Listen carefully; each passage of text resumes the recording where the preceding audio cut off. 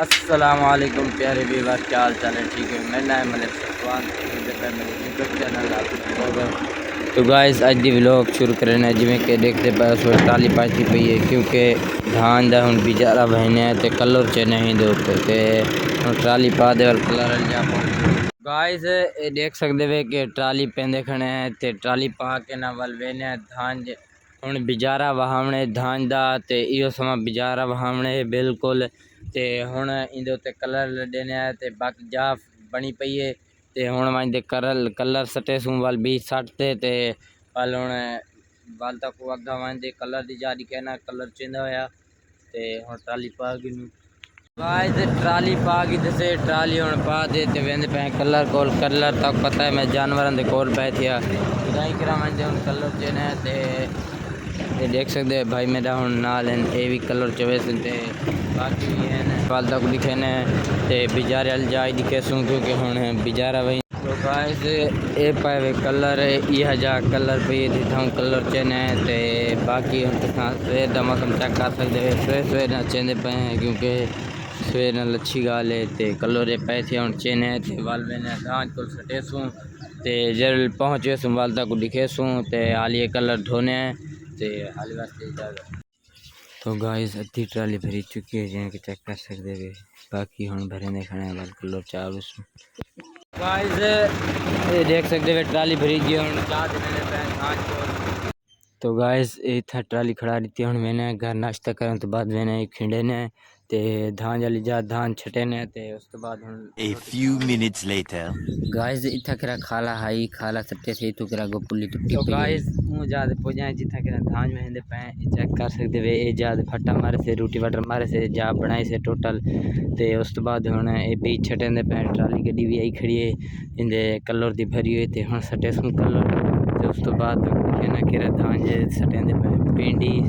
seed है वो धान सटे दे पे तो गाइस ये वाला धान जे 20 किलो धान जे 20 किलो धान जे 20 किलो ते ये वाला धान जे पेडी सीड धान जे चेक कर सकते वे जा टोटल बनी पई है ते उस तो बाद हुण कलर सटे सूं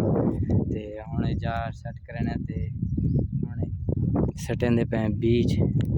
गाइस ये देख सकते वे कि बीज छटिंदा पे ते चेक कर सकते लेकिन पहले ना साडे ने क्योंकि तलू हीट मरंदे कलर ते हींग जांदे नाल जेरे हुण ना ओदे जमण कोने नो सड़ वेने ते ज़्यादातर फायदा ये है कि पहले बीज ज़मीन बना देना बीज छाट दो बीज छटन तो बाद वाल एक कलर जरा पैना ही हो सकता यानी कि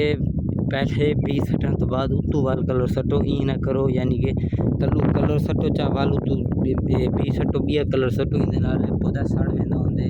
ते ये खास तौर पे ख्याल रखा करो उस तो बाद देखना पहले सटन पहले बीज सटो वाल ये सटन तो बाद वाल दोबारा वाल पानी जाओ यानी कि इन्हीं पानी दे विच तुसां ये भी सट्टी रखो ते बाकी ये भी बीज भी सट्टी रखो पहले बीज सटो वालू तू ये सटे सुना पौधा नरम थी वैसी बाद दे विच जरा पटीसी ना बड़े खूबसूरत दे नाल पटीसी उनके वास्ते मसला क्या नहीं सी ते हुण इंदी बिजाई मुकम्मल यानी कि करेने ते इंदे बीज छटे ने वदे बीज छटी जाने तो बाद विच वाल ये हुण कलर ये सटे ने टोटल जितना भी है सारा छट दे ते वाल हुण चेक कर सकते वे कलर खिंडे ने पे अद्धा खिंडीज गया ते अद्धा रह गया ते बाकी तुम चेक कर सकते वे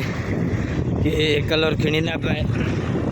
अब्बा भी खड़े मैं भी खड़ा कमा दे खड़े दूहे जने ओके काम अल्हम्दुलिल्लाह अल्लाह ताला दे करम फजल नाल चेक कर सकते वे